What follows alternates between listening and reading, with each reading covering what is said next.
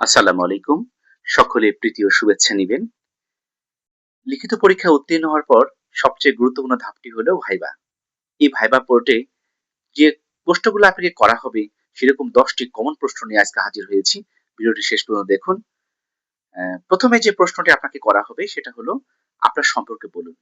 এখানে আপনাকে কৌশলী হতে হবে।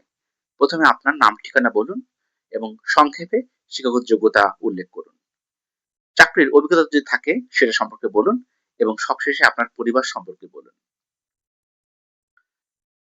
দ্বিতীয় যে প্রশ্নটি আপনার করা হবে, আপনার জেলা কি জন্য বিখ্যাত?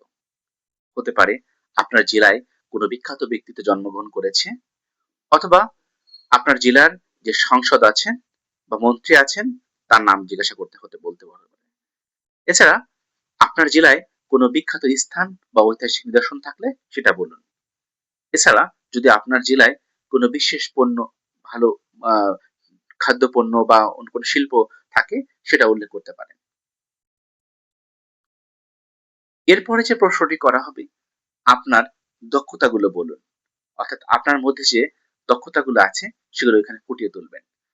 আপনি এভাবে বলতে পারেন, "আমি যেকোনো পরিবেশে মানিয়ে নেওয়া আমার সবচেয়ে বড় দক্ষতা এবং সব কাজ আমি সততার সঙ্গে করে থাকি এবং সব কাজে পজিটিভ থাকি এবং দলগত কাজে পারদর্শী। এছাড়া আমি যেকোনো সমস্যা সমাধানে দ্রুত ও কার্যকর সিদ্ধান্ত নিতে পারি।" আপনাকে বলতে পারে ভাইবা বোর্ডে যে, "আপনার দুর্বলতাগুলো কি, কি? সেগুলো একটু উল্লেখ করুন।" তো এখানে আপনাকে ইতিবাচকভাবে উত্তর দিতে হবে। আপনার দুর্বলতাগুলোকে ইতিবাচকভাবে ফুটিয়ে তুলবেন। সেটা কি? আমি সব কাজ নিখুঁতভাবে করতে চাই। এজন্য আমার একটু খুঁতখুঁতে লাগে স্বভাবের। আমি যেন খুঁতখুঁতে স্বভাবের। এবং প্রশ্নগুলো উত্তরগুলো আমি সোজাসাপটা দেই। এজন্য অনেকে পছন্দ করেন না। আসলে এই উত্তরগুলোর মধ্যে আপনার নেগেটিভ এর মধ্যে পজিটিভ চলে আসবে। আপনাকে কেন নিয়োগ দিব? এর উত্তরে আপনি বলতে পারেন, আপনার মেধা ও দক্ষতা সম্পর্কে পজিটিভ ফিডব্যাক দেন। যে আমি এইজন্য আমাকে নিয়োগ দিবেন। প্রতিষ্ঠানের উন্নয়নে আপনার অবদান কথা স্বীকার বলতে পারেন যে আপনি যে প্রতিষ্ঠানে আম কি অবদান রাখবেন। এছাড়া আপনি কিভাবে প্রতিষ্ঠানের লক্ষ্য পূরণে সহায়তা করবেন। আত্মবিশ্বাস ও ইতিবাচক ভঙ্গিতে উত্তর দিন। আপনার পঠিত কয়েকটি দেশী ও বিদেশি বইয়ের নাম বলুন। অর্থাৎ আপনি যেসব বই সত্যিকার পড়েছেন, সেসব বইয়ের লেখক এবং বিস্তারিত বিষয়বস্তু সম্পর্কে ভালো করে জানুন। যদি বিদেশি বইয়ের পড়ে থাকেন তাহলে সে বিদেশি বইয়ের ক্ষেত্রে একইভাবে প্রস্তুত থাকুন।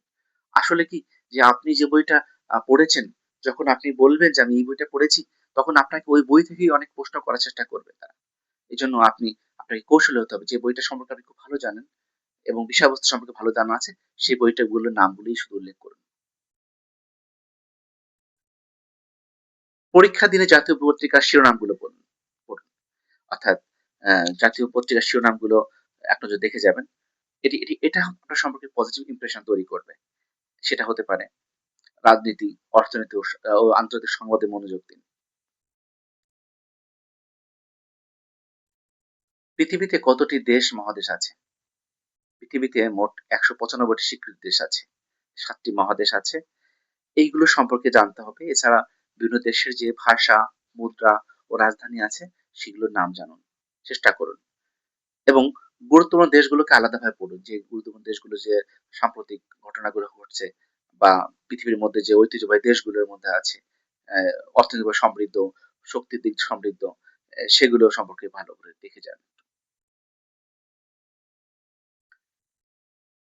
পৃথিবীর বিভিন্ন দেশে যে যুদ্ধ পরিস্থিতি, আন্তর্জাতিক সম্পর্ক, গুরুত্বপূর্ণ সম্মেলন ও চুক্তি হচ্ছে এবং বিশ্বের কোথাও যদি কোনো ভালো অ্যা স্পোর্টস হয়ে থাকে যেমন আন্তর্জাতিক বিশ্বকাপ ফুটবল, বিশ্বকাপ ক্রিকেট এ সম্পর্কে জেনে নিন। এছাড়া যে বিশ্বের যে গুরুত্বপূর্ণ ব্যক্তিত্ব যদি মারা যান তাদের সম্পর্কেও জেনে যাওয়া ভালো।